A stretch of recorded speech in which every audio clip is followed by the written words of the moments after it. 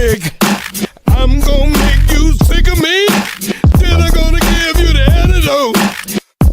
Hey, hey,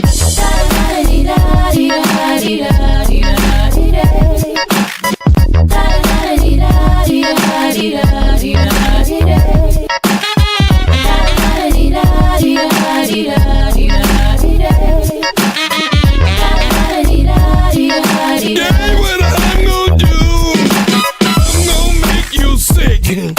I'm gonna make you sick of me. Then I'm gonna give you the antidote. Something to make you feel better. I'm gonna make you sick. I'm gonna make you sick of me. Then I'm gonna give you the antidote. I got that funk for your ass.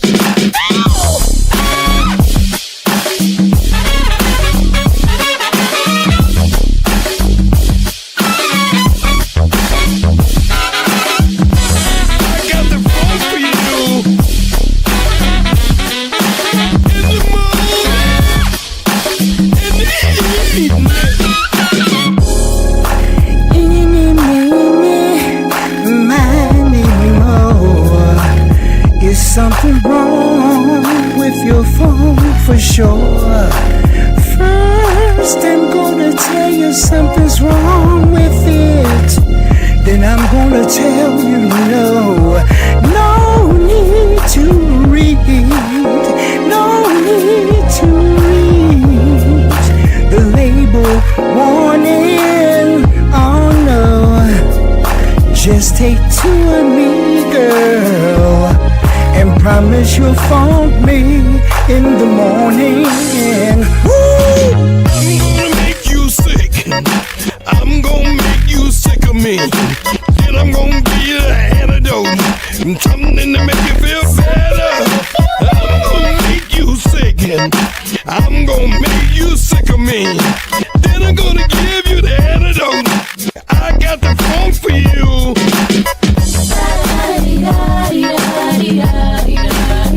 I got that man for your ass.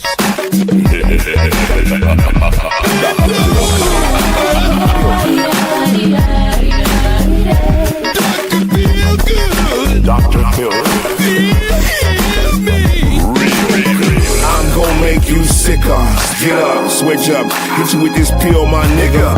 Funkin' tell a kid, and you better be telling me you feeling this. Real as it gets, no substitute. Admit now what you caught up. Tangle in that funk way we brought you. Jamming that knee deep, bang bang, ski ski. Not totally deep, but deep enough. Wow, you ain't here, bitch, you glory hella stupid. Funkin' style provided this groove, swap looped it. Oops, the greatest rhymes of all time. Swing down, sweet cherry and stop, that's why I'm don't make you sick of me. All this hip hop history. And when you mix that funk, you get with me. Funk, the dudes Jones, I got the antidote with the words I spoke. You sick. I'm gonna make you sick of me. Then I'm gonna give you the antidote. Something to make you feel better. I'm gonna make you sick. I'm gonna make you sick of me. Then I'm gonna give you the antidote. I got the phone for you.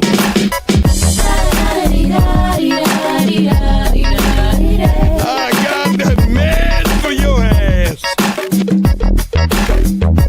Bend over. Dr. Stand up. Good. Walk straight. Hear me.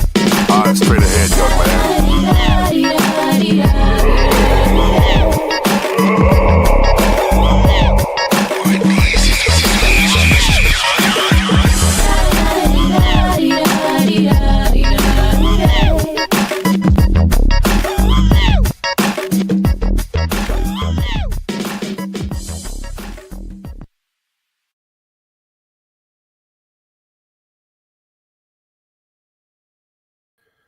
Oh, yeah, we got one for you today. Special guest, special live edition. We'll be rerunning this Saturday as well. But I got a real treat for you today. You know, I know this surprise we popping up in the middle of your work day, but don't worry, we're going to be all over the place with this one, and it's going to be shown several different times in a few different days. My guest today Daniel Brodosian from P-Funk, is coming on, and he's going to talk about his new book, and as well as what he does with the Secret Army. He's one of the people that I admire in his business, and when it comes to the P-Funk, of course, all his accolades, and how he manipulates the keyboards, and all of this great writing and music and stuff like that. So we're going to bring him on in a minute. I see he just beamed in. I know he's really mad busy, so I really appreciate it. But again, Make My Funk the P-Funk, his brand new book is out. Danielle Bedrosian is in the house. Easy for me to say. So we're going to bring him on without further ado, because we want to get this funk on for you, and we appreciate this brother's time. So we have his information at the bottom. Y'all make sure y'all go back and, download his information. It'll be scrolling across the bottom, how you can reach him, how you can contact him, get the new book. Don't forget, you're watching Funk from the Front Seat right here, 9 on the Grind TV live special edition. And please smash that like button, and please subscribe. Facebook says and YouTube says I got to get my numbers up. All right. So right now, without further ado, I got my main dog in the house, spending some time with us. How you doing, brother?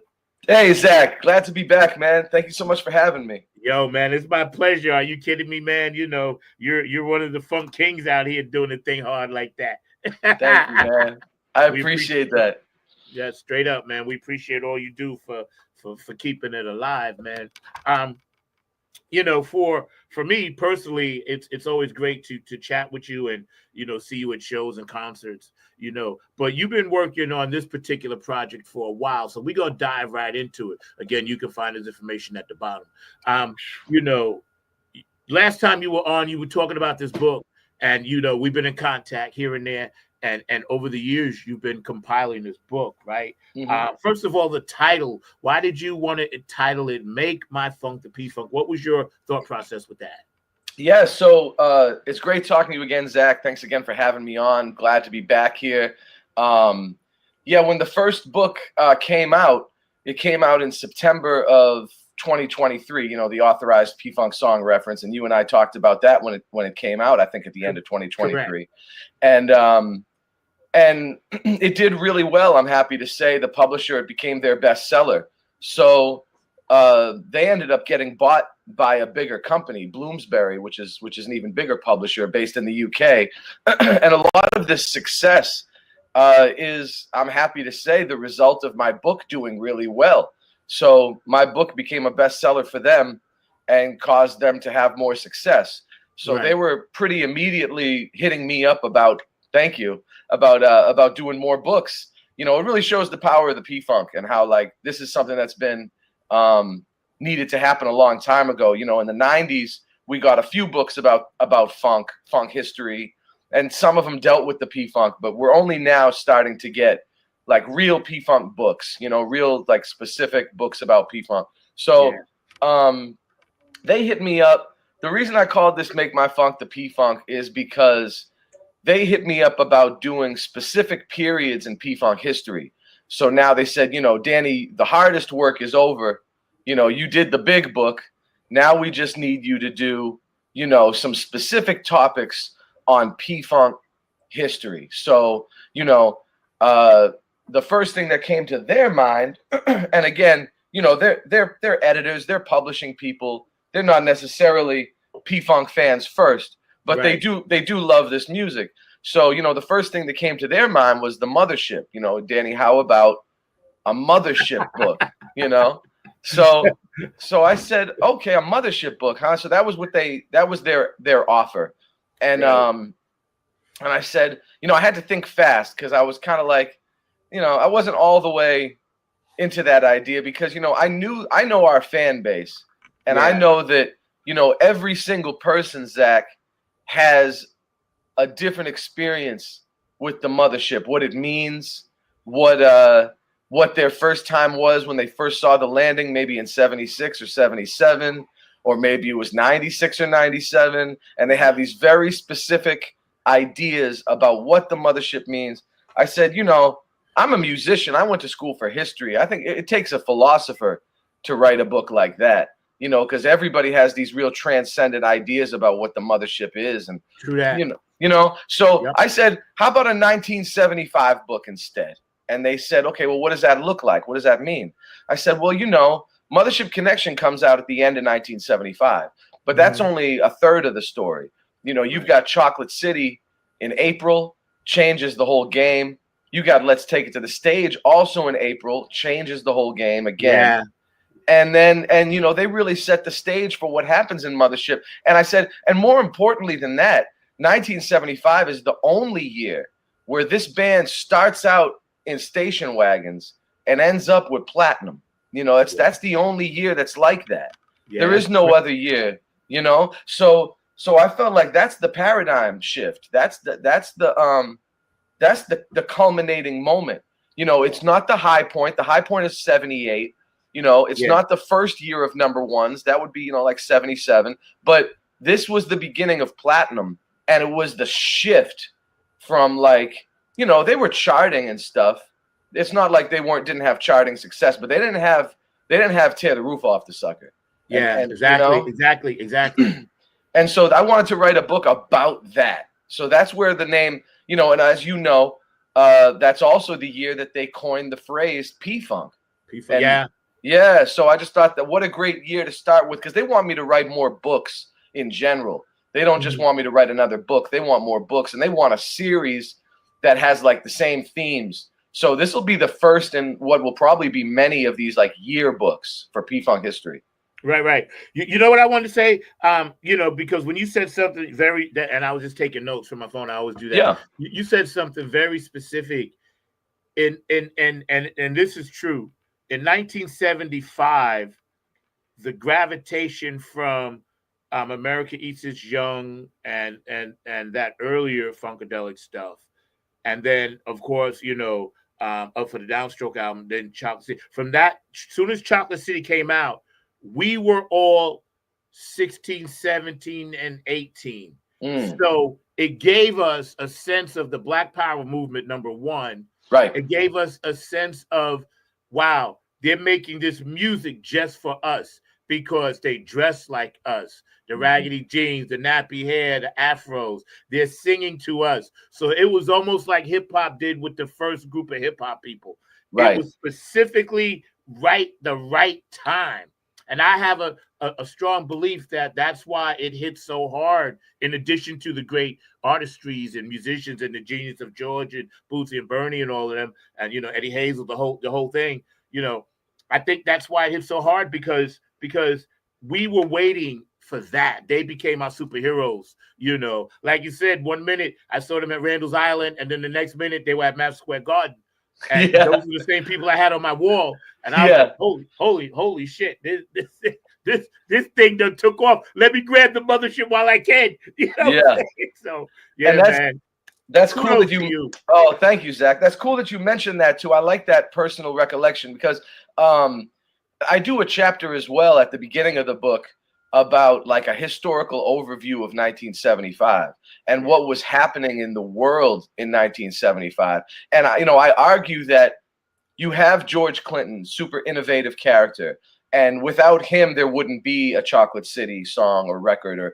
But then at the same time, the environment, the political and the social environment has to be just right for a George Clinton to feel like this isn't subversive to put this on Parliament. Because, if this wasn't a Funkadelic record, and Parliament had already, by the time of Downstroke, Funkadelic always struggled on the charts in those early years. But as soon as Parliament drops, Downstroke is a charts, So I think he knew that doing it on Parliament, it was less subversive than Funkadelic. So for him to feel safe doing something like a Chocolate City in 1975, the right kind of stuff had to happen in history in that time in 1975 for that to occur. So I talk about how, Gerald Ford institutes Black History Week that year. It's not a month yet, but it's the beginning of U.S. presidents actually saying anything positive and recognizing the huge strides and the huge contributions of the African-American community historically and contemporaneously in America. So that was kind of a first, but I also counter that with I use real statistical census information, like the U.S. Census demography census, where it shows that Black folks were still more impoverished. They still dealt with much more hardships than the rest of the general population in America. So it wasn't like, oh, things are great now, but there were strides towards versions of more equality. Another one I want to point out is in sports. Arthur Ashe in April, I think it's the same month Chocolate City comes out, or right before, Wimbledon, and becomes the winner at Wimbledon, and it's a major first for the community. Yes, it is. Yes, so you're seeing strides in politics, you're seeing strides in sports, you're seeing strides in music, entertainment, from the community. And so I think like the environment was preparing itself for a George Clinton to be able to release Chocolate City, and not just on Funkadelic, where it won't make as much of a splash, but on Parliament, where they were already, selling more records. Yeah. It's funny you say that because see, now what we used to living in New York, we used to go to Jersey to buy our Funkadelic albums because they rarely sold them on Long Island. They sold Parliament, but they didn't. It was hard to find Funkadelic, so we used to like get on the train, all of us together, get our little allowance, and ride into the city, hop another train, ride into Jersey. Sometimes we could find them in New York City, if we looked around. But we knew that they were, based in Jersey. We was like, and out of Ohio, but we was like, let's go to the source. Every record store in Jersey will have it, And, that's true. And in '75. When that album came out, there wasn't a person that was in our circles that didn't go buy that album on Long Island alone. Chocolate City, just like chocolates, because it spoke to us in a way that James Brown said, "Say it loud, I'm black and I'm proud," but it spoke to us in a way that was us. James was always James, but we were that. And to follow that up with, of course, Let's Take It to the Stage, the Exorcist that came out, the Linda Blair. We was like, oh my God, they're going for it. And I tell you, we're hanging out today, man, with my dog Danny, BEDROSIAN, man. He's gracious enough to spend time with us. Fun for the Front Seat, 9 on the Grind TV. Subscribe, smash that like button. When we heard Ride On, and then in turn we heard Let's Take It to the Stage, and it just messed our minds up, so badly that we was instantly hooked. This is before we got the P dropped on us with Mothership Connection. So we were expecting Mothership Connection, not knowing how or what or when, but we were like, yo, be on the lookout for their next shit, because Chocolate City dropped so hard. We was like, yo, their ascension is going. When we think about, Let's Take It to the Stage, it was so cool to hear them talking shit to the other bands on the record. Totally. And we loved all those other bands. We said, damn, who's this George Clinton guy? He got some sense. He got some sense, bro. Because he's like, fuck you for that. And it was so dope. We was like, yeah, that's right. Snoofers, tell me something. We was walking around repeating the lines, man. What did you think about all of that when you first heard it? Yeah, that stuff really blew my mind. Because that's my favorite album of all time. Not just P-Funk album. That's my favorite. And a lot of people know that. And so, I wasn't going to write a book about 75 without an entire chapter dedicated to Let's Take It to the Stage, because just the music, the concepts, the lyrics, the lineup, the artwork, everything about it was perfect to me. And that title track, I talk about it in the book, and I describe it in the book as the first legitimate diss record, way before hip hop. And Clinton was doing, Clinton did some songs where he spoke like spoken word, kind of like what the Last Poets did, like Mommy, What's a Funkadelic, or Good Thoughts, Bad Thoughts, or But some of March these to other the Witch's Castle. yes, exactly. But then there were some other ones where he was really rapping in meter, you know. Yeah. And let's take it to the stages, you know, like Loose Booty or Whole Lot of BS or those ones. You know, Let's Take it to the Stage is another one of those ones. Again, 3 or 4 years before Rapper's Delight, and doing like diss records, like not even, you know, Rapper's Delight was like, yay, hip hop, you know. Word.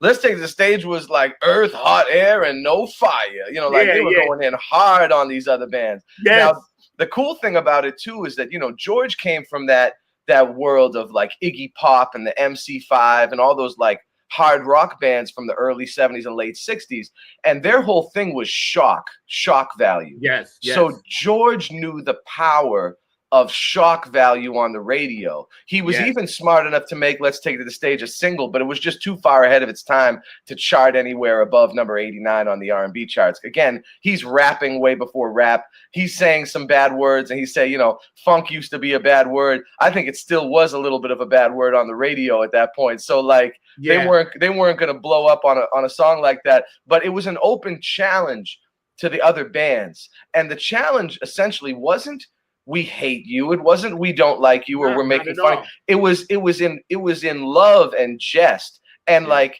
what George really wanted was the other bands to come back. And in my opinion, the only one who came back the way George wanted is Kool and the Gang. Yeah. Because they did the, you know, Ladies Night.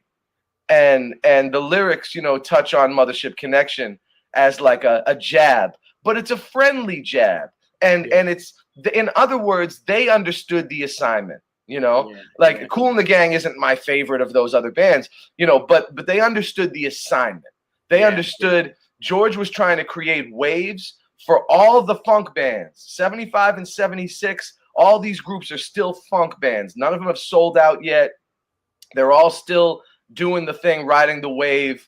75 was still, you know, Kool and the Gang and Earth, Wind and Fire, none of them had really softened yet. They were still pretty hard, you know.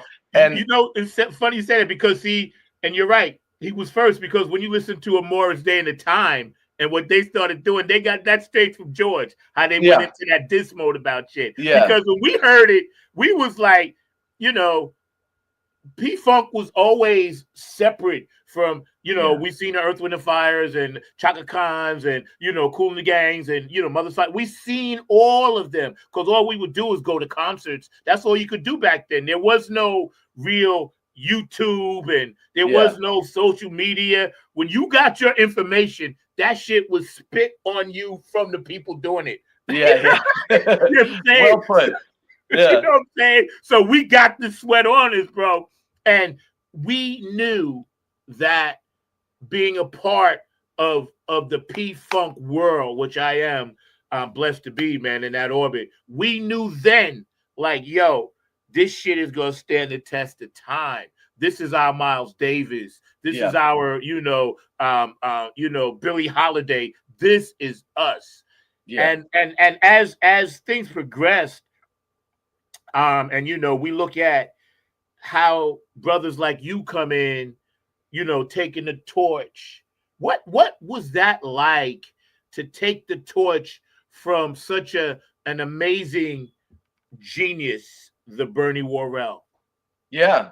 You know, when I first got into the band, you know, I was blessed to still, I always say this, I was blessed to still have so many of the guys that we've lost in the last 15, 20 years, you know, still in the band and still working and still very much alive and very fresh and very, you know, in the game.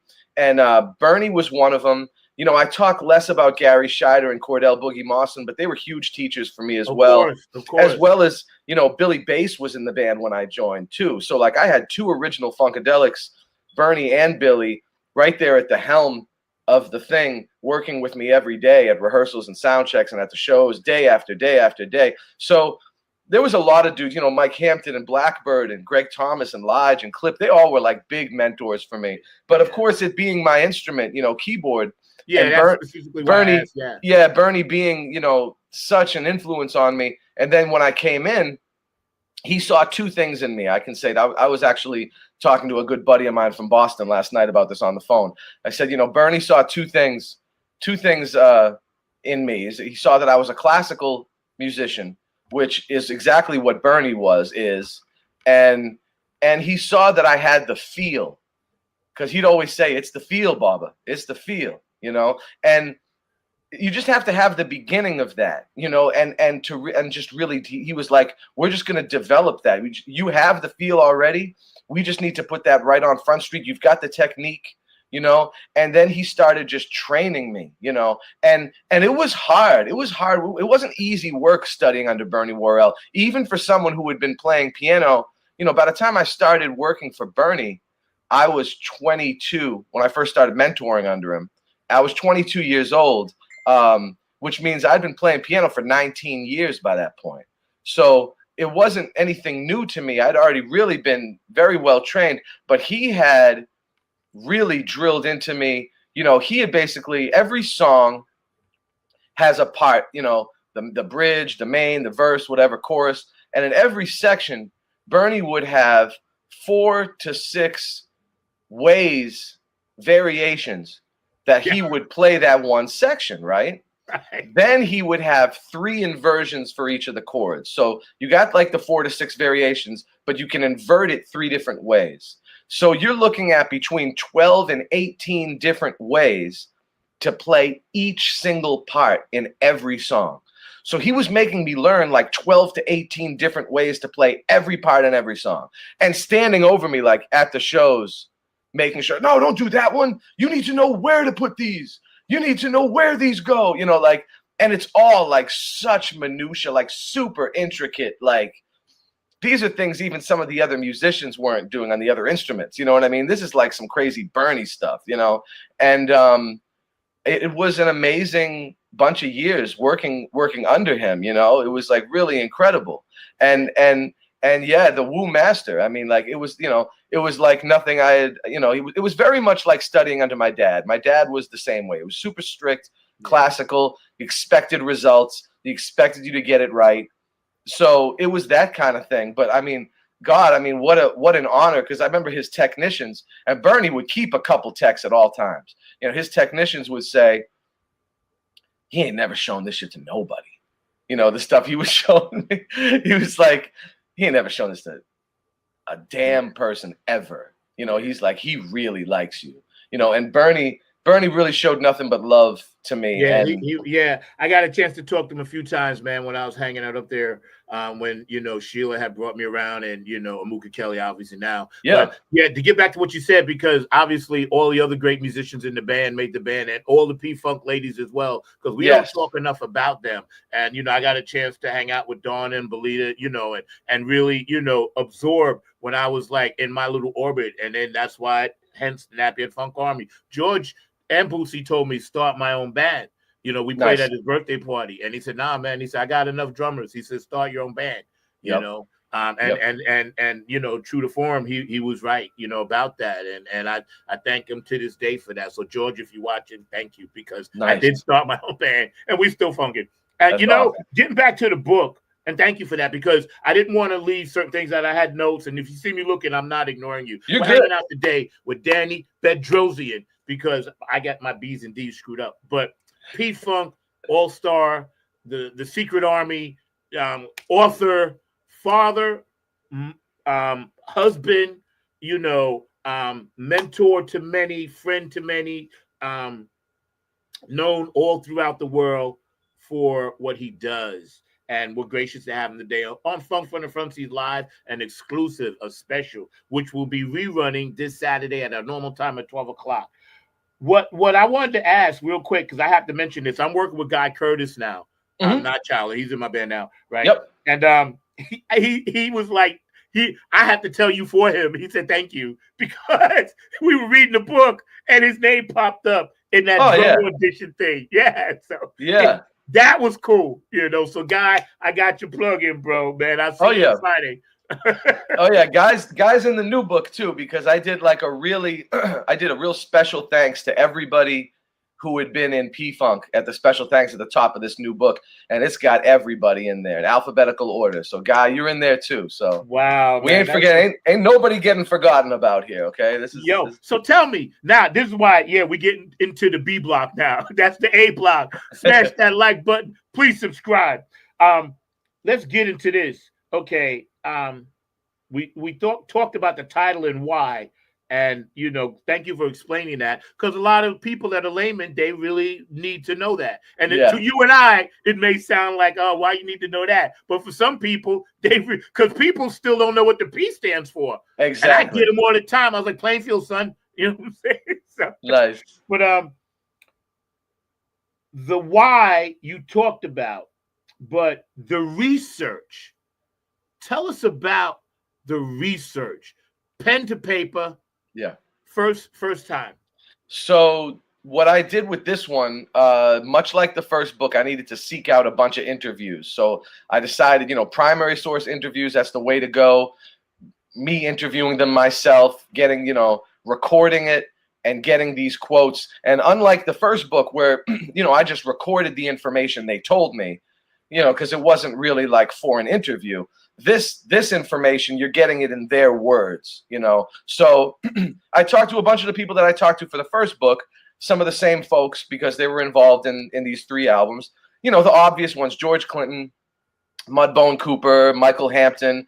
I got like some of the back stuff from Archie Ivy, who was George's manager for 50 years and still is. I talked to band members from that period. But I also got a few of the guys that I wasn't able to get for the first book. So I got a really good set of interviews that I did personally with Fred Wesley. And that was huge for this book, And because for him, he experienced a massive paradigm shift in 1975. That's the only year that Fred Wesley plays for the JBs and then P-Funk in the same year, So a lot of all the stuff that goes on there, he gave up some really cool stories.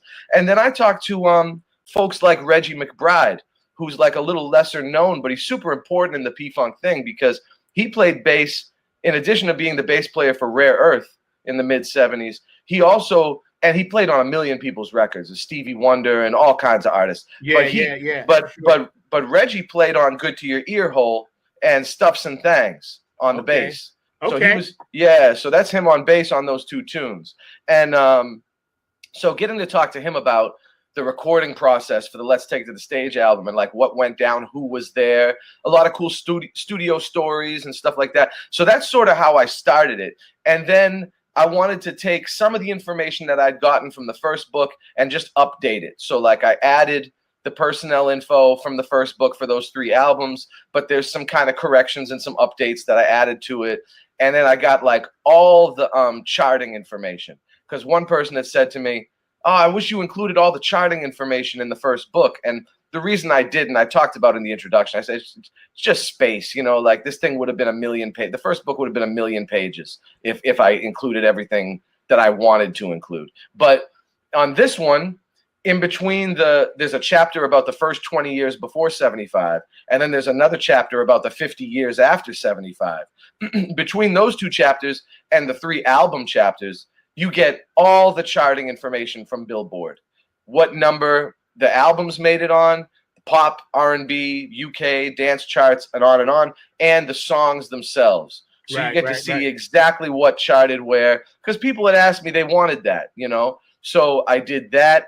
I did some crazy research into the samples on those 3 albums, how many, and so there's a whole chapter in the appendix about the samples on those 3 albums, like what songs sampled those songs on those 3 albums. So, and that was a huge research project. Because they are the most sampled. Oh my God. Yeah. And like songs like Get Off Your Ass and Jam or like Mothership Connection. I mean, these songs have been sampled so many times. Yeah. So it was cool being able to put that together because that's something that the fans had specifically asked for. So I was trying to do like a mixture of what I thought would be a great book for the publisher, what I thought would be a great book for me, and paying attention to that fan service a bit from like some things that they had asked for from the first book. So, and one of the only other things that they asked for that I wasn't able to include was the lyrics, because initially there was an extra 80 pages of this book that was all the lyrics to the 3 albums. But because of legal disputes, ongoing legal disputes, we had to pull it from the book, unfortunately. Yeah. You know, and you know, thank you for hanging out today, man. I appreciate you. Yeah, Zach, thank you for having me. Amazing, man. Let me tell you something. This is something that, you know, a kid like me would be dreaming of when I was little, and now I actually get to be a part of such an amazing journey, because I look at the whole P-Funk experience, no matter where you are in it or doing it, it's a journey that we've all been taking together. You know, since the time the mothership landed, swooped us up, cloned us, you know, the whole bit. So we've all been taking this journey. Kudos and shouts to those that have transitioned on, because we love you to death, man. Yes. Still carry your spirit with us. Partially because, you know, we were designed to do this, you know, and partially too because there's a love of this. Which, like you said, a lot of things that happen illegally we don't talk about, and a lot of people have, you know, said things, this, that, and the third. And I don't get into all that negativity on my shows because I don't really believe in that, because that's not my place. But I know the legacy of it through the shows that you know, still touring, and you know, the bands like ours that we still holding it and doing stuff, you know, Tony Cams, and you know, we believe wholeheartedly in what you're doing, bro. And we just want to say thank you. We got your back. Oh, thank you, Zach. Again, yeah, this is a journey we all taken together, man. And when we all look back one day, we'll all be part of this journey, no matter where we are in the quilt. You know, I tell other people, listen, just be a patch in the quilt. You know, the quilt's going to keep everybody warm, but you part of that. Just be a patch. You don't got to be like the whole thing. Just a little bit. You know? And I like what you said too about the, you know, keeping it positive, because there's plenty of people out there, like you know, in this P-Funk world, we've got a lot of people luckily now writing memoirs. You know, they're writing their memoirs and releasing their memoirs and doing that, and that's hugely important to the history and maintaining the history. But you know, sometimes a lot of that stuff, there's a lot of infighting and there's a lot of controversy. I try to stay as far away from that as I possibly can. I noticed that. Yeah, I noticed that about your book. Your books are like informational pieces, documentaries. I get it, because see, that's why you and I vibe, because we on the same wavelength with all of that. You know, and I done read them all the books. I done read them all. There's stuff that I read years ago. I ain't never said a word about it. You know, I was there, you know, with Sheila and Mike took me and this and that. And it's like mum's the word, because again, I see it differently. You know, I see it like you see it. So when you started doing this research and you did interviews, you had to travel, obviously. And I met Fred too for the first time in person last September. Nice guy. Went to a show in Charlotte. But you obviously you put a lot of legwork into it, and you had to maintain a balance between touring, your family, and writing the book. How many years did it actually take you? What, 3, 4? Or you started just long before the other book? The first book took me 30 years. You know, it was like my whole life, you know, just collecting that information and you know, getting back to what you had said too about like leaving out all the other stuff. You know, when it comes to like recording this history, it's important that we understand that nobody else is going to do it. You know, like everybody could die and the time could pass and we won't have this stuff. So I'm trying to like record the cold hard facts, you know, and get as much of that stuff out as possible before more people are gone, including myself, before everybody's gone. So I just wanted to say that. But in addition to that, the new book, the Make My Funk the P-Funk, this was a year. It took me a year to write. I mean, a lot of the information I'd had for many years, but unlike the first book, which I had kind of spent my whole life compiling, this new book was kind of sprung on me. You know, I didn't know they were going to want another book.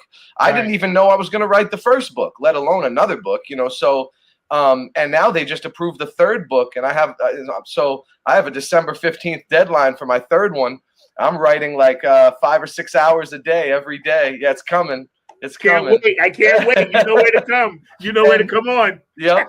And then there's going to be another one right around the corner from that too, because they already want to make this the second book the beginning of a series. Good for you, bro. So, I'm so proud of you, man. I legitimately feel such a kindred spirit with you, even though I never bother you at shows and this and that, because you know I'm kind of like, oh, you see me, I lay back. I don't really try to you know, but eventually, you know, we're gonna do something together. I know that's in the stars. Yeah, I already definitely. know. Yeah, I already know, bro. So I got you slated in. Don't be Okay. surprised if I send you a track and be like, yeah, Okay. just play some shit on this. For real. I'm Straight with up. it. Straight up, straight up. But you I'm with know, it. I thank you. I appreciate that. Yeah.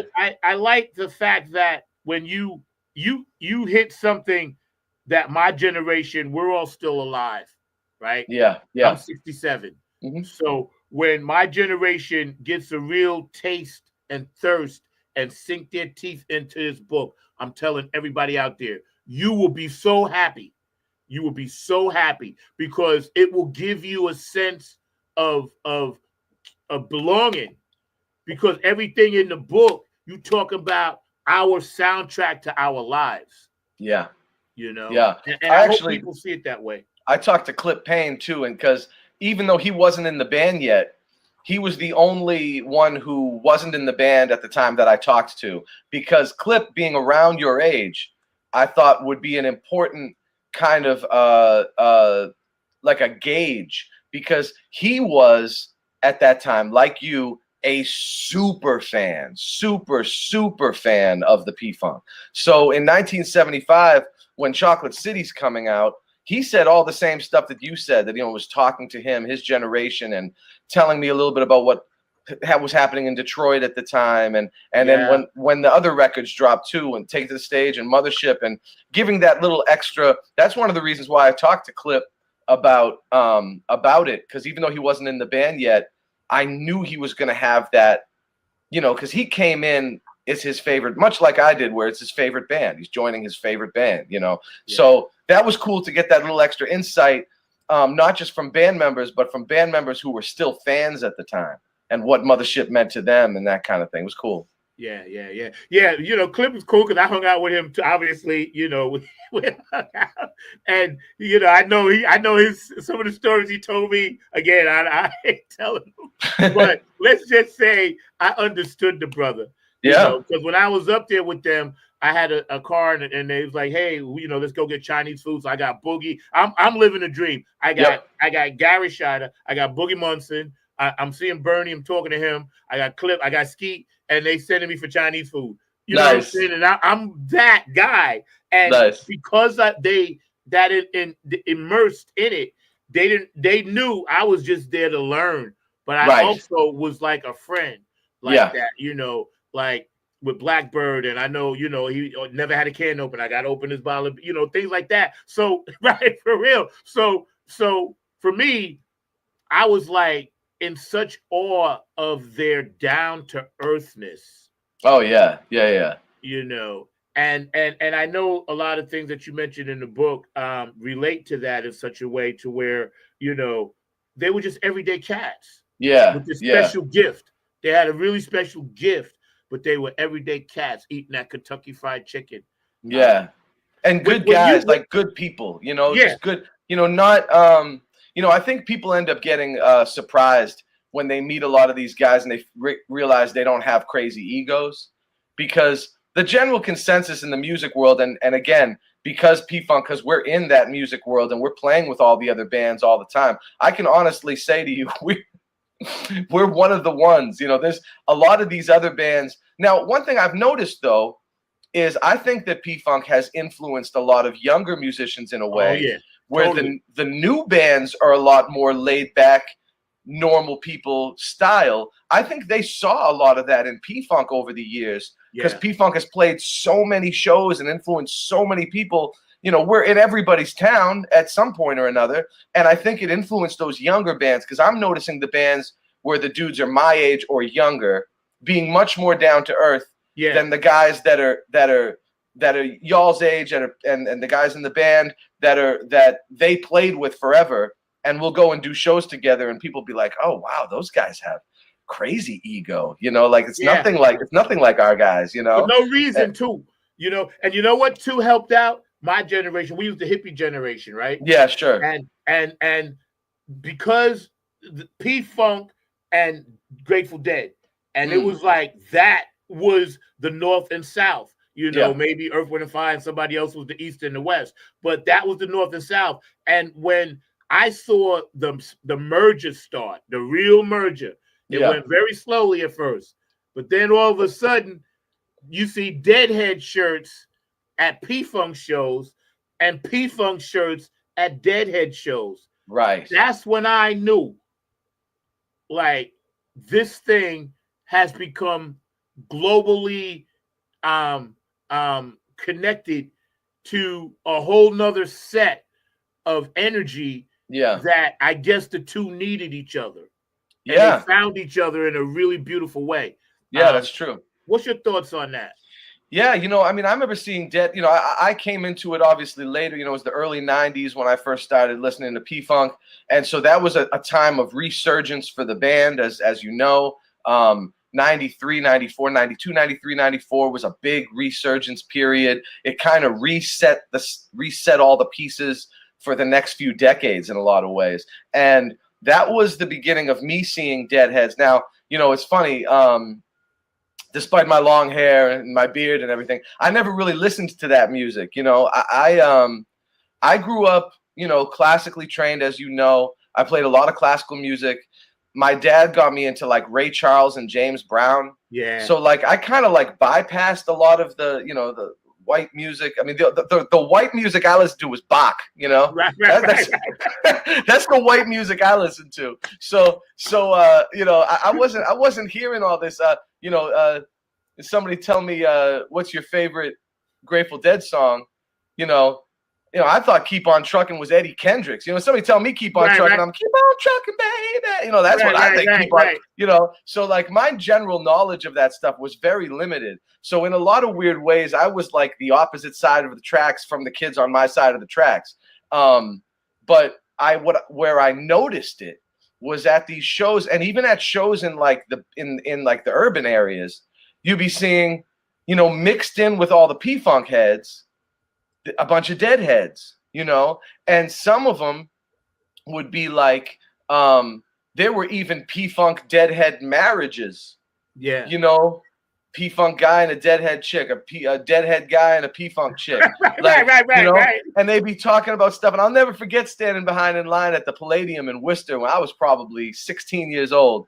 And the guy was like, you know, America Eats Its Young, you know, that was like the Dead. That was like the Grateful Dead. And then the girlfriend, she's like, no, it wasn't exactly. He's like, it was like, you know, and like they go into their little back and forth about it. But just the fact that there's even a conversation shows that there's some kind of correlation here. And I think the biggest correlation has to do with one special fact. And this is really the only thing, because the music isn't really the same. The scene isn't really the same. The big thing that connects them is that both of those bands were famous for playing a very long time and jamming out in this thing. The only difference is that Grateful Dead, it was really loose. And P-Funk only looks really loose. Yeah, exactly. That's the it's not. You know, it's not. I always tell people there's this like sheen. Say that again. Please say that again so my musician friends can hear it. Yeah, so Grateful Dead, you know, they really were loose. They like a loosey-goosey kind of jammy thing. P-Funk only appears to be loose. Like when you go to the P-Funk show, you are, even whether you're a layperson, a P-Funk fan, or a musician or anything, you're kind of cast aside by this sheen in the front of yay, hey, hey, you know, dancers, singers, people from the audience are coming up on stage, and jugglers and puppets and, you know, squirt guns and whatever, right? And then like if you look behind all of that, you'll see about 10 dudes working like they work in the Ford or Chevrolet factory. Like, you know, super concentration, exerting every bit of, you know, you've got some dudes who have been doing 45 years in those positions. You know, it's like working in the factory for 45 years, you know? Yeah. And like a lot of people in music don't equate it that way, but when it comes to P-Funk, it has to be equated that way. That's right. The rhythm and the horn section, those are industrial jobs. Yeah, the whole, I always said it's diesel. You know, P-Funk is diesel. Yes, yes. It's diesel. You know, and And the modern day parliaments, if you will, the singers give a good front ground impression of it's the party, and that's their job. But it's our job to be the blacksmiths and the construction workers back there and just pounding that stuff the down. Front line. You the offensive line. I get it, bro. Right. I totally get it. Because I used to Exactly. call. This is true. I used to play drums for a lot of bands, and the singers, man, and I'd be like, man, y'all are quarterbacks. Yes. Yes. Y'all are quarterbacks. We doing the work back in you quarterback. Yeah, it is a lot of that. And, they have a role, a very important role to show the audience this is a good time. And George is the conduit between the audience and the band. He's connecting those two things. He's doing it in like a mixture of math and magic, the way he does it, but he's organizing the singers in a way where they are purporting that thing on purpose. Like it's supposed to be the magic and the party and and then in the back is the concentration and the just the crazy decades and decades of study is what goes into those rhythm section and horn section jobs. That's right. Decades of study. I gotta say, man, again, we're hanging out. So glad to be with my dog. You can find this book right now all over the place. Make My Funk, the P-Funk. Mr. Danielle on the front cover, BEDROSIAN. His information is at the bottom. You go to all his pages, you just Google it and it will pop up. Yes. Very interesting stories, a lot of information.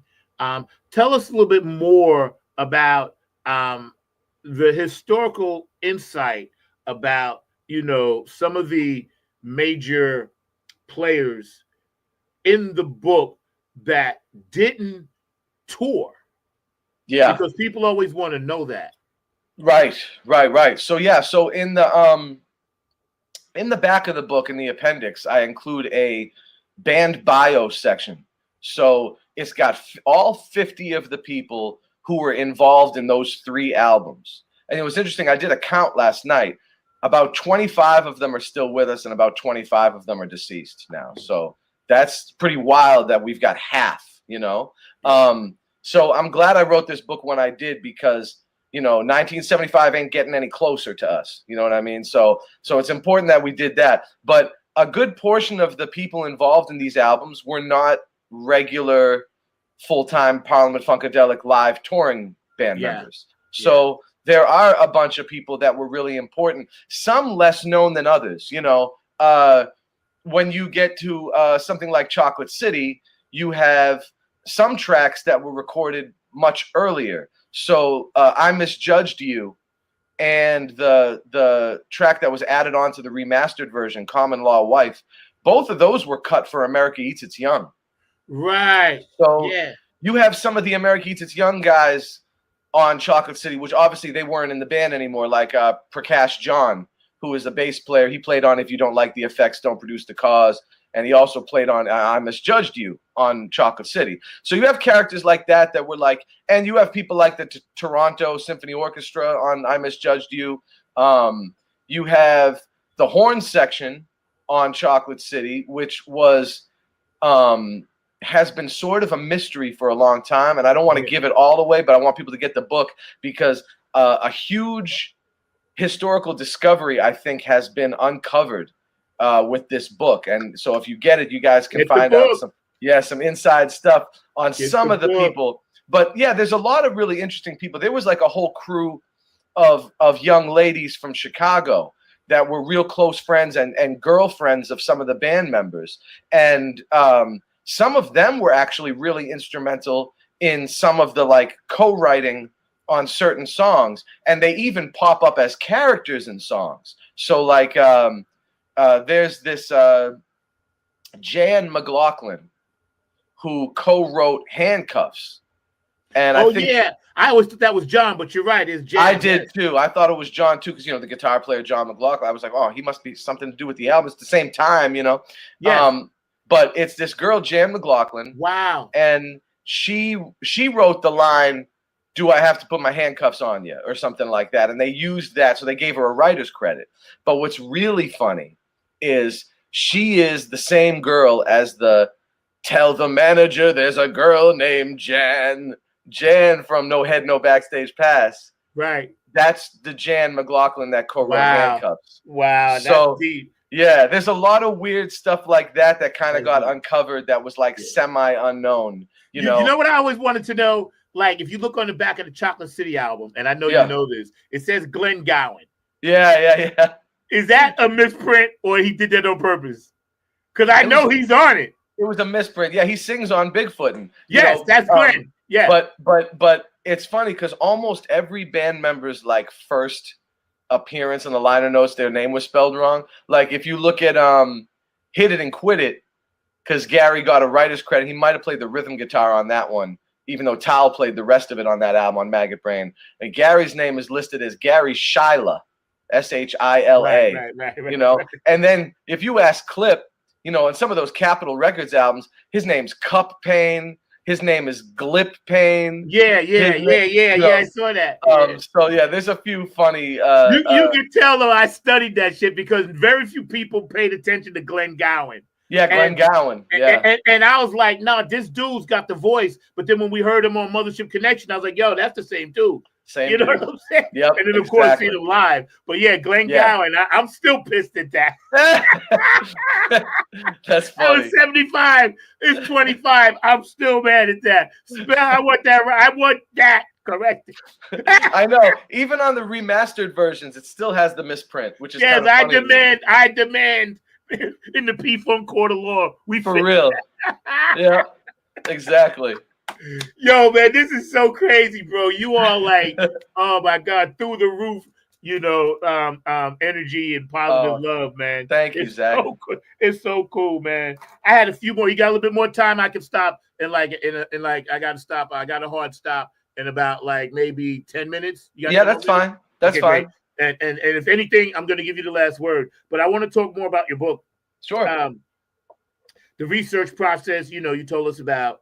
And then you actually, you know, your publishers are so down with you to do, you know, the books you did. And then this one, Make My Funk the P-Funk, which you guys can find a link to at the bottom. And then also, too, you're writing something else. Can you give us a little clue on what it is that you're going to be coming out with next? Is it going to be about the P-Funk women, or is it going to be about more just straight information?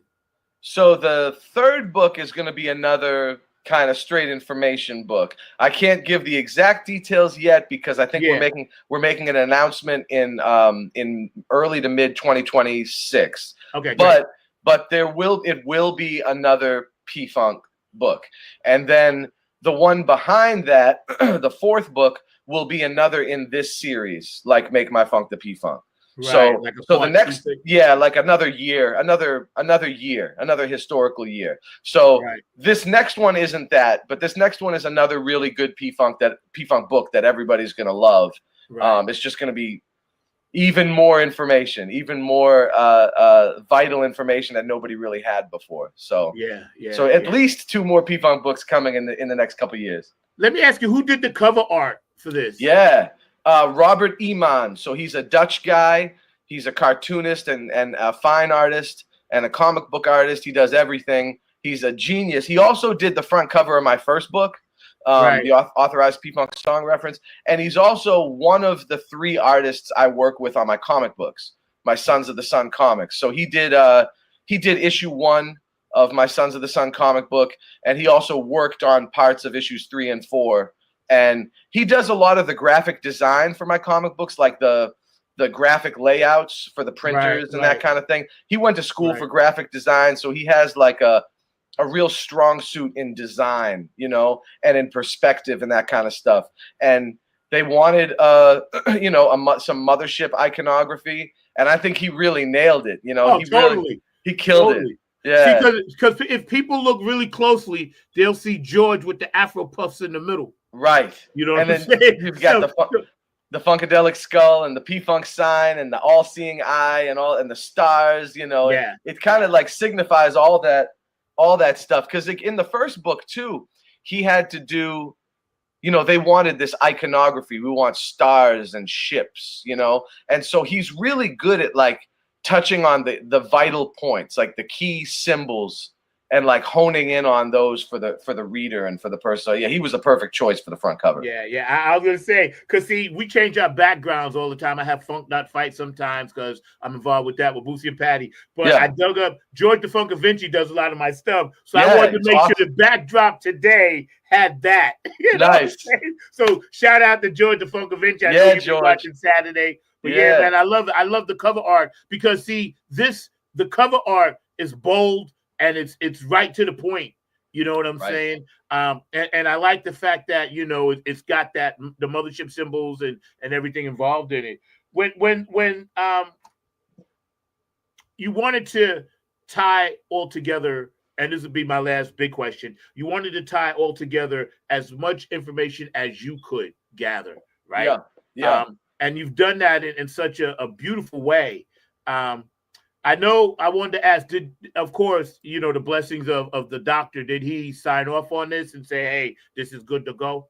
Yeah, much like the first book, I had George's blessing wholeheartedly. You know, that's why he got one of the very first copies. When I got my comp copies, I made sure I handed him his right away, because not only was he supportive, but I mean, between the first book and this book, he probably did 15 hours of formal interviews. That doesn't even include the years and years of me asking him tedious questions, but 15 straight hours of formal interviews for these books.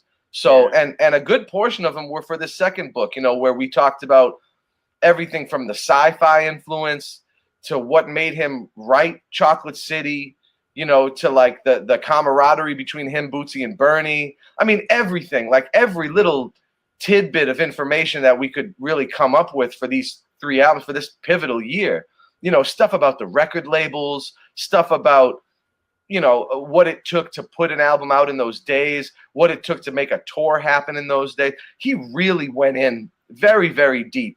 And yeah, he's been a staunch supporter, I'm happy to say, as well as most of the organization, really the whole organization, because I think they see that this is the first history book, like real history book about P-Funk. You know? And you know, I'm happy to say universities are buying this. So that's So because what I'm trying to create, Zach, a canvas of learning materials, you know, a stack of books that you can say, here's the P-Funk historiography. You can take any number of these books and it can be required reading for an African-American studies course, a music history course, universally, an American history course, you know, you name it, 20th century. Socially too, because the social aspects of a lot of the songs and the political aspects of a lot of the shows in certain times actually pertain to today too. Exactly. You know what I'm saying? Exactly. Like my next song I'm getting ready to drop. And matter of fact, I'm gonna send you a sneak peek of the video. I'm dropping it December 25th. You know, but I know you won't share, but I'm gonna let you check it out. Okay. Yeah, that's coming December 25th, and hopefully it'll open up some more doors for what I'm trying to do. But your books and your series and your idea of a historical P-Funk, like the Encyclopedia Britannica, A to Z. Yes. You know, that shit is dope, bro. Let me tell you something. Thank you. That's fire. Thank you, Zach. I appreciate that, bro. I can't even say how the influence of just one album. But when you take them all, the whole thing, and then you encompass the live shows, and then you encompass the musicianship and the people that came through, men and women, because we can't keep forgetting them girls. That's right. It's an amazing journey. Like I said at the top of the show, bro, the journey, no matter what happens in life, I can tell you, marriages, divorces, whatever, the P-Funk song that was in that era. You know what I'm saying? Yes. I can tell you what I was listening to. Yes, you know, me too. What is something funny real quick? I was listening to, you know, before I was getting married, it was me, my best man, and my other dude. It was just 3 of us at my wedding party. And I was trying to get pumped, and I'm ready to go to the church. I put on Martial Law, bro. Nice. and I kid you not, that was 2 days before 9/11. Wow. Yeah. Wow. Yeah. Huh.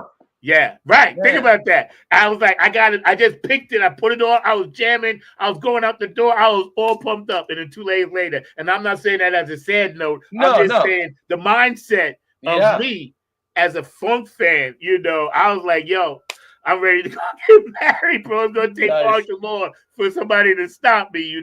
Right. But yeah, every song, every era, every musician, that plays a part, man. Like the universe is so good sometimes when it comes to things like this, man. Yo, man, we've been hanging out. It's been an amazing interview. I'm going to give you the full screen. So I want you to, actually say anything that you think is going to be pertinent. And then also, plug the book a few more times. So I'm going to let you talk for. Cool. Thank you, Zach. Thank you so much for having me. It's always such an honor to be on your show. And I hope I can come back again when my next book drops or when something else happens. But I definitely want to recommend that people they recommend it for their local public libraries, because libraries will stock this book if you recommend it. And also, if you go to college, recommend it for your university bookstore. If you go to high school, recommend it for your school library. And if not, recommend it for your local brick and mortar, because Barnes & Noble, Books A Million, they already have this book on back order. So all you have to do is walk up and say, hey, there's a book, Make My Funk the P-Funk. I want you to stock it in your store, and they'll do that if you recommend it. So I highly recommend you guys recommend it for your brick and mortars. But if you want to pick up the book, you can get it anywhere books are sold. Amazon, the publisher is Bloomsbury. You can get it from bloomsbury.com. But I also want to put out there that I am selling inscribed, personalized author editions as well, that you guys can get for $50. And you can just send it to my Cash App or my Venmo. Cash App is $Danny Bedrosian, and the Venmo is @Daniel Bedrosian. And you can just send that, and every order comes with a free gift, and you'll get it signed, inscribed, personalized author's edition of the book Make My Funk the P-Funk. So that's kind of a cool way that you can get it if you're interested. Thank you so much for supporting, and I hope you guys can check out this brand new book, Make My Funk the P-Funk. Yo, man, again, we can't thank you enough. We've been hanging out today. Special edition of Funk from the Front Seat, which will actually be live now. We'll be going on Saturday. This brother will be talking about it. Or everybody that's watching, you should know that this is a must-have. You got to get it. It's a must-read. And there's so much information that this brother brings to the table. Being a ambassador of funk as you are, and I'm a funk ambassador as well for Bootsy and Patty's, the Club Funketeers. But being an ambassador of funk, the universe has blessed you in such a way to where we all thank you for it. And those that don't thank you, I'm thanking you for them, because they may not realize what a gift you are to the music business and to the industry, man. So we get ready to get out of here, man. It's been a beautiful hour just like vibing with you. I'll see you probably at some show somewhere doing something, man, because, you're my funk brother, you funk fam. So that's how I feel about you, man. And those of you that are watching, smash that like button and please subscribe. Daniel DeBrosian, Make My Funk the P-Funk. It was our special guest today, and we're going to see him again real soon when he comes back, with his new book or whenever he wants to just come back and chat. Yo, man, the seat is always there for you. So you got it, bro. Thank you, Zach. Thank you so much for everything. And thank you for having this beautiful medium for people to learn more about the funk, man. I appreciate you so much. No doubt, man. All right, bro. I get out of here, man. I'll talk to you later, bro. All right. Talk to you soon. Yes, sir. That was an exclusive with Daniel DeBrosian, man, hanging out, making my funk the P-Funk, the book. Make My Funk the P-Funk. And one thing about that brother being true to his art and his craft, this is great information for anybody that wants to buy this book and anybody that wants to know something. This brother knows. So, and it's real talk, signed off by, Dr. George, of course, the master of it all. So it's really, really, really important and part of funk history. And I am so honored and blessed to have been a part of this particular journey with this brother. He's going to be coming back on soon. I wanted to run a few spots because I didn't want to chop up the show with commercials and things like that. So hang out, and we're gonna run a few spots before we get out of here. And I'm gonna bring my producer Mark Lee on, and we're gonna chat a little bit more about it. So hang on one second. Hey, what's up? all my true funk soldiers, club funketeers around the world. This is your host of Funk from the Front Seat, number 9 right here, come to you from the funk universe that I live in. Check this out, man. Smash that like button for Funk from the Front Seat, and please subscribe. We're on every Saturday, 12 p.m. Eastern Standard Time, 9 a.m. West Coast time. Don't forget, man, Funk from the Front Seat, 9 on the Grind TV. Smash that like button and please subscribe, man. We need it all to come together. Peace, love, and harmony, y'all. It's Peppermint Patty. Hello to everyone, all of our club funketeers all around the world. I want to say this to you. You're watching FFTFS on 9 on the Grind TV every Saturday, 12 p.m. Eastern to 9 a.m. Pacific. Oh my goodness, what a wonderful show it is. And it's with our club funketeer, who? Zach, on the 9. Zach is the vice president of the Club Funketeers. So we lift him up every day, and we thank him for keeping the funk alive. All right, go ahead. Let's do it, number 9, Peppermint Patty. What's up, Royal Funk fans? This is Lisa Love, a.k.a. Alpha Unk Omega, coming to you from Love's Temple here in Southern California, inviting you to 9 on the Grind, Funk from the Front Seat with Zach Robinson. This is what I want you to do for me. Tune in every Saturday at 12 p.m. Eastern Standard Time, 9 a.m. Pacific Standard Time. Come join the meeting of minds. I guarantee soul's growth and high vibrations, not to mention the love. Keep it funky, y'all. Yo, I got to tell you, man, a lot of times, people don't realize, you have friends and other people behind the scenes that help, keep motivating and keep sending you positive love, man. And that's why I always show these little bits from people because, it's important. Hey, this is Keith Jackson with P-Funk Radio, inviting you to check out my brother Zach Robinson with Funk from the Front Seat.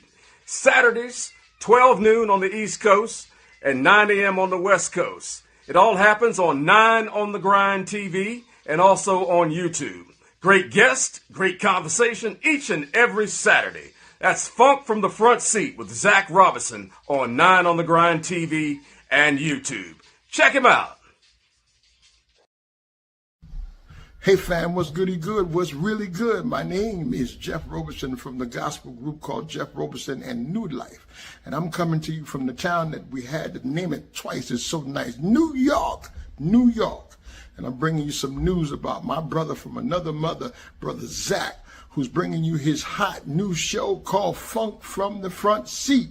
Listen, he's bringing you funk from the vault, from the past, from the present, and into the future. He's got that music that makes the hair on the back of your neck rise up. He's bringing you funk all the way down to your toes. This is that funk that makes you really want to groove. Stay tuned. Don't touch that dial as he brings you funk from the front seat. Listen, let's go. What up, everybody? This is Kevin from the Kevin Harrington Experiment, and you're watching Funk from the Front Seat with my brother, Zach, Funky number 9 Robinson. If you didn't know, now you know. One of my favorites for sure. I love you, Kev. Love you, man. JTRP, P-Funk Radio. Gabe Gonzalez on Wednesday nights, Larry Funkster Jones, Club Funketeer president, and doing his show on Saturday nights. Also, David Webb, connected with P-Funk Radio and what he does with the Funk Chronicles Exhibition Center and Hall of Fame in Dayton, Ohio. Y'all need to check that out. Also, Bootsy and Patty, of course, HJ Entertainment, Kane Jams, Tony Cam and the Funk All-Stars. We will be making an appearance this Saturday up at DC. So we're going to be up there. Oak City Music Collective, Incredible Management. Thank you so much. Afterglow 92416. It was Boogie Munson's birthday the other day. So shout out, Boog.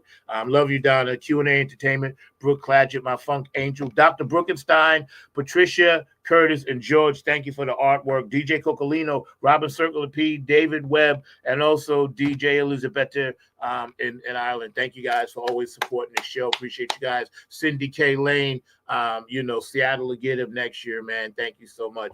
You guys have been amazing. We're ready to get out of here. I want you guys to remember P-Funk, Make My Funk the P-Funk. Great book. Our special guest today was Danny BEDROSIAN from P-Funk All-Stars. And, he really, really, really laid it out without giving away things in his book. And I love that. So we get ready to get out of here on this one. I'll see y'all next Saturday. Peace. Hey, yo, man, what time is it? You know what time it is, man. 2 a.m.? Yeah, man. Man, you know what? What's that? It's 8:46, bro. Wow, that's deep. Yeah, you know what time that is. Yeah, man. Nappy head. Yo. Funk Army. What's up? Stand up. Get in line, y'all. Yo, drop that beat. You know what we gotta do. Yeah, man. We bringing this funk just for you. Repeat after me. Say, you don't have to be the best, just gotta outlast the rest. You don't have to be the best, you don't, just gotta outlast the rest. You don't have to be the best, just gotta outlast the rest. You don't have to be the best, just gotta outlast the rest. United we stand, divided we fall.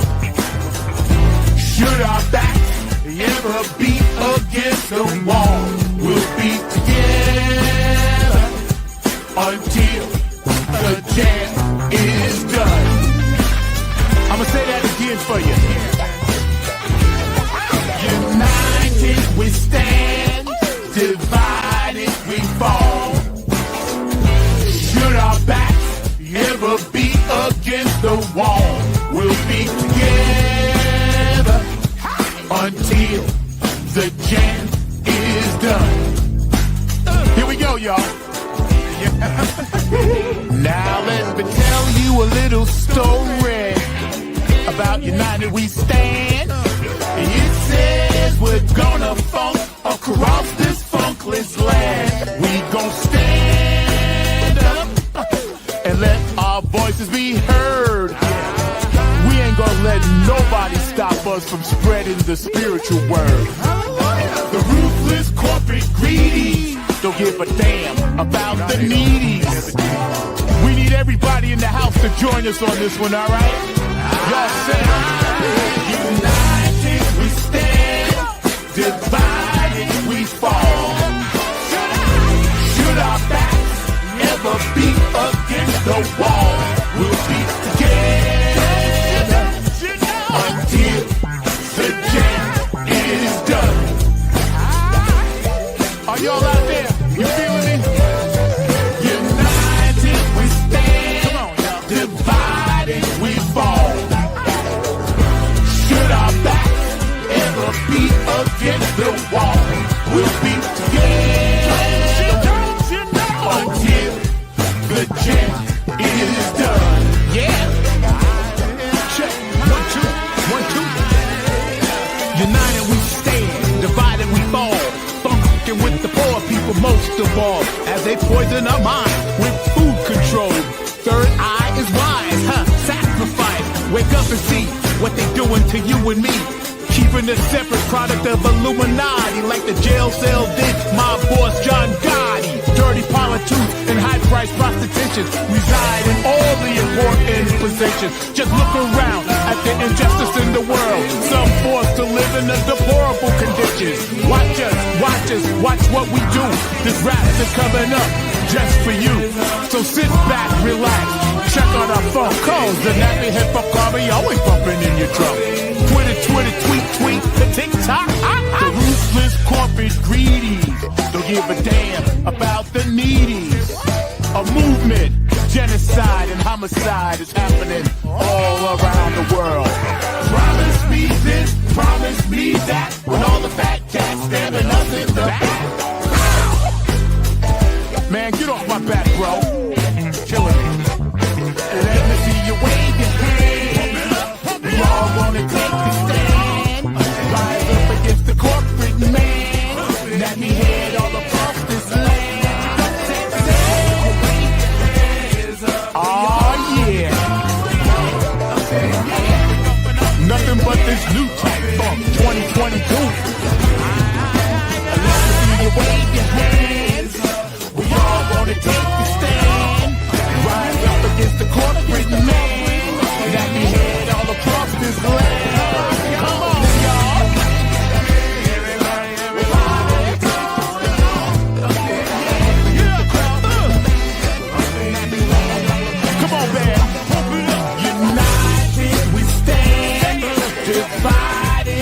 fall.